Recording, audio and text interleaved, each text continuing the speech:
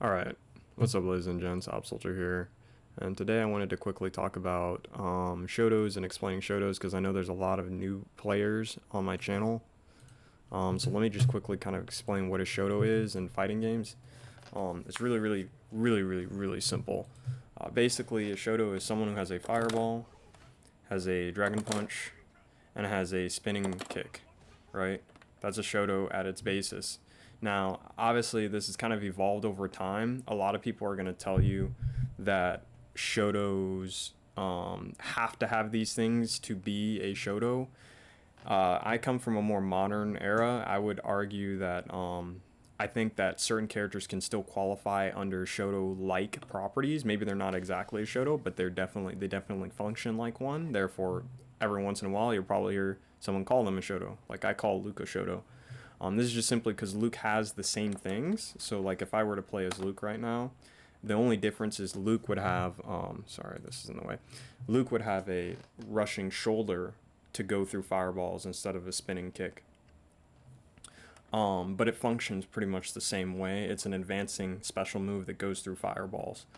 Now, the advantage to being a Shoto is obviously you have good neutral game because you're going to have a fireball, so your opponent has to deal with long-reaching attacks because it's a fireball.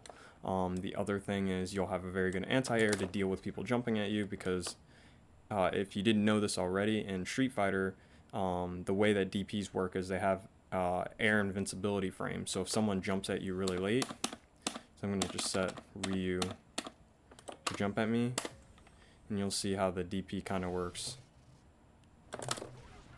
So let me have him land on me. See how like he was pretty much on me? If you go back in the video, he was pretty much on me, but because I have invincibility frames to air attacks with the DP, I can still anti-air him. So that's kind of the advantage of a Shoto is they have good neutral game because they're a Shoto. Same thing with the spin kick. The spin kick goes through fireballs, so if you get zoned, the spin kick will go through and you'll get a knockdown. That's kind of the idea behind it. So pretty much characters that are Shotos traditionally have been Ryu, Ken, obviously, Akuma.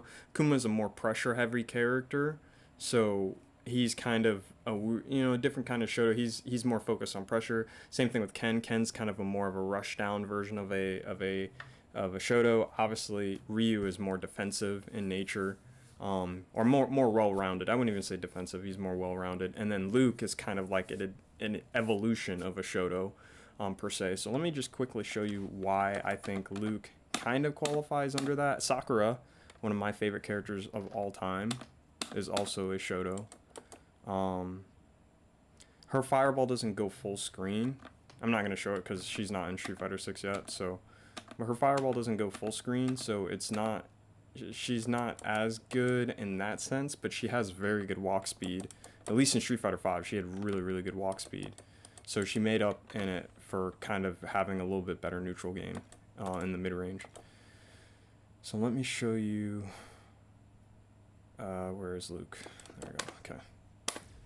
So I'm going to make the argument that Luke pretty much is a Shoto. I mean, he's got the fireball. His fireball's way faster. He's got the DP, and then what makes him stand out is he has a rushing attack. So this attack actually goes through fireballs. I think you have to amplify it though to go through, but it does go through. So it goes through fireballs, and it has a hit of armor, so you can use it, to rush someone. Oops. Yeah, you can like use it to like rush through people. So that's the advantage that he has, and his fireballs are way faster, so he can outzone other Shotos fairly easy. And then obviously he's got the DP to anti-air if someone tries to jump at him. So that's what a Shoto is. It's really basic. I know people for forever will tell me has nothing to do with them being a well-rounded character. I would make the argument that having a fireball, a Tatsu, and a anti-air alone makes you a well-rounded character no matter what. It doesn't matter how many other options they give you. The fact that you have those three things make you able to deal with characters that don't have those options. So for example, if you pick a Shoto against a pressure character that has to work their way in, the Shoto is going to win because the Shoto has better neutral tools. Now there's Few exceptions to that, like Kami, but you get my point. My point is that Shotos, because they're well rounded, are going to naturally be fairly decent in a neutral game, and they're probably some of the first characters you should learn when you play a game like Street Fighter. There are Shotos in other games. I'm not going to explain that today because it's a little bit, it's much more complicated. Um, but hopefully this helps you guys today. So, you guys have fun playing fighting games and have a good fight, and I'll see you guys later.